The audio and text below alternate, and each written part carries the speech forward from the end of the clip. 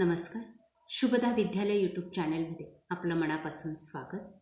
आज आपण इयत्ता 10वीच्या वर्गाचा टेक्निकल इलेक्ट्रिकल टेक्नॉलॉजी या विषयाची थेअरीचा अभ्यास करणार आहोत.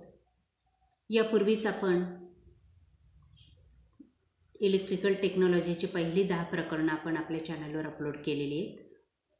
तेही आपल्याला हवे असतील तर डिस्क्रिप्शन बॉक्समध्ये दिलेली प्लेलिस्ट पहा. तत्पूर्वी मित्रांनो, आपण नवीन असाल, अजूनही चॅनलला आपण सबस्क्राईब केलं नसेल तर चॅनल सबस्क्राईब करून बेल आयकॉनवर क्लिक करा, म्हणजे नवीन व्हिडिओची नोटिफिकेशन आपल्यापर्यंत सहज पोहोचेल. आजच्या तासाला आपल्याला इलेक्ट्रिकल टेक्नॉलॉजीचं सगळ्यात महत्त्वाचं प्रकरण ऑटोकॅडची ओळख हे प्रकरण अभ्यासायचं आहे. या प्रकरणावर आधारित खूप सारे प्रश्न आपल्याला दरवर्षी बोर्ड परीक्षेमध्ये विचारले जातात. बघा ते प्रश्न. पहिला प्रश्न आहे रिकाम्या जागा.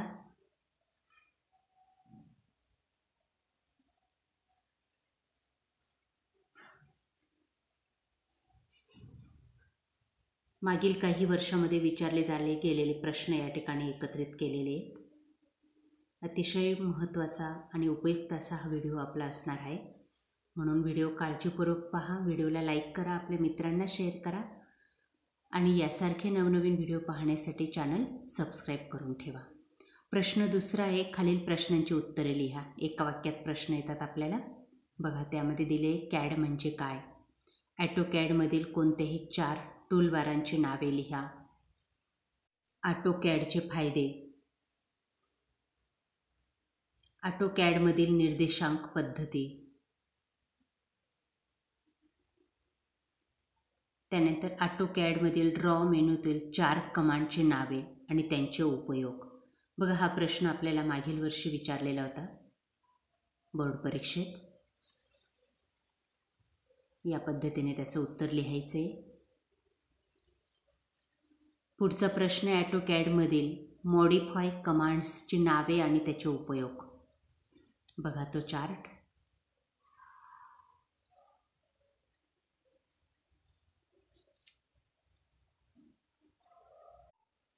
ऑटोकॅडमधील आयत काढण्यासाठी दिलेली आज्ञावली पूर्ण करा.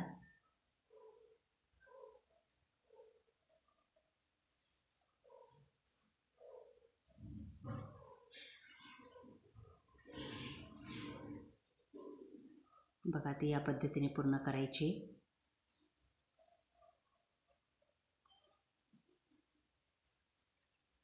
यातला पण एक प्रश्न आपल्याला परीक्षेला विचारला जातो.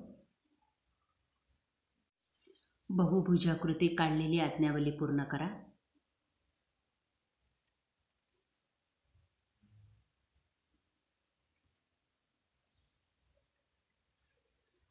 त्रिकोण काढण्यासाठी दिलेली आज्ञावली पूर्ण करा. बघा हाही प्रश्न आपल्याला मागील परीक्षेमध्ये विचारला होता.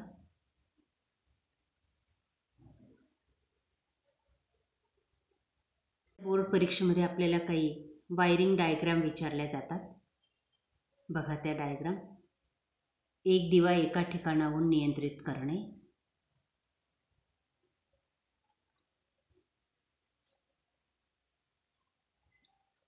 दुसरे 2 दिवे 2 ठिकाणाहून नियंत्रित करणे, त्याची आकृती,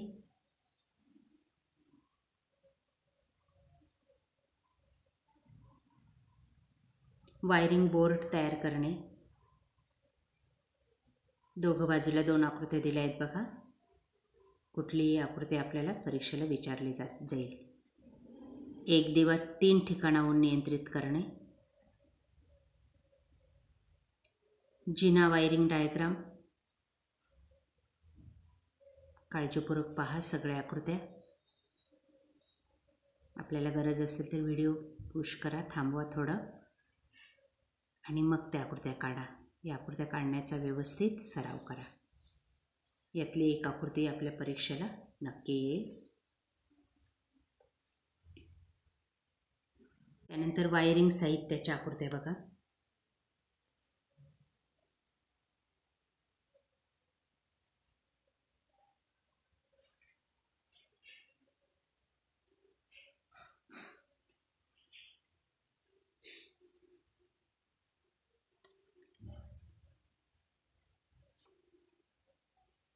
बघा आकृत्या, त्यांची नावं, त्याच्यातले फरक,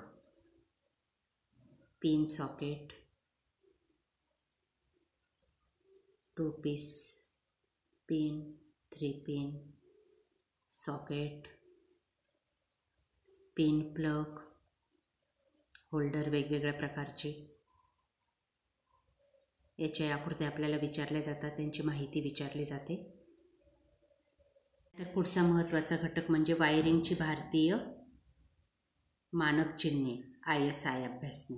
यावर आधारित हे प्रश्न आपल्याला नक्की येतात. 3-4 चिन्हांची नावं दिलेली असतात आणि त्यांचं चिन्ह आपल्याला काढायचे असतात किंवा चिन्ह देऊन त्याचं नाव ओळखायचं असतं. 4 गुणांसाठी हा प्रश्न असतोच. बघा ही सर्व चिन्ह काळजीपूर्वक.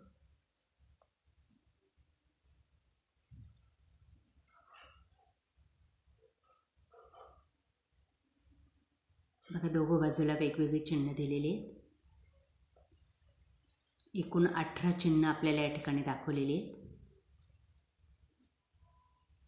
बघा हे टिक मार्क केलेलं चिन्ह परीक्षेला आलेलं आहे.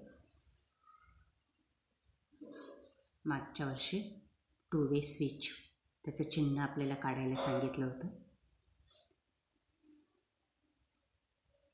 व्यवस्थित अगदी सराव करा या चिन्हांचा, नक्की येईल परीक्षेला. त्यानंतर अजून काही चिन्ह आपल्या वहीमध्ये सर्व चिन्ह काढा आणि लक्षात ठेवा. सांकेतिक चिन्हाचा वापर केलेला आहे प्रत्येक चिन्हासाठी.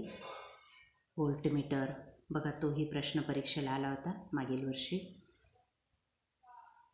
त्यानंतर सिलिंग फॅनचं चिन्ह विचारलं होतं, एक्झॉस्ट फॅनचं चिन्ह विचारलं होतं.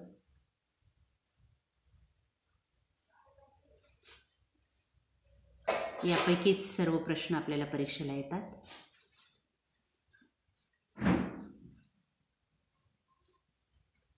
म्हणून ह्या नोट्स अतिशय महत्त्वाच्या आहेत. व्यवस्थित सराव करून ठेवा. काही अडचण आल्यास कमेंट करा.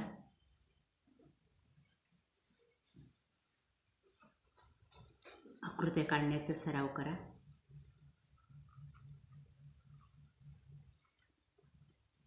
अशा प्रकारे विद्यार्थी मित्रांनो, आज आपण इलेक्ट्रिकल टेक्नॉलॉजीचं सगळ्यात महत्त्वाचं प्रकरण ऑटोकॅडची ओळख, सांकेतिक चिन्ह यासारखी महत्त्वपूर्ण अशी माहिती आपण या व्हिडिओमधून मिळवलेली. आपल्याला हा पेपर नक्कीच चांगला जाणार आहे. व्यवस्थित अभ्यास करा. Best of luck.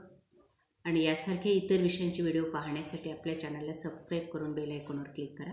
Board question पेपरची लिंकसुद्धा डिस्क्रिप्शन बॉक्समध्ये दिलेली, तीही अभ्यासा. थँक्यू.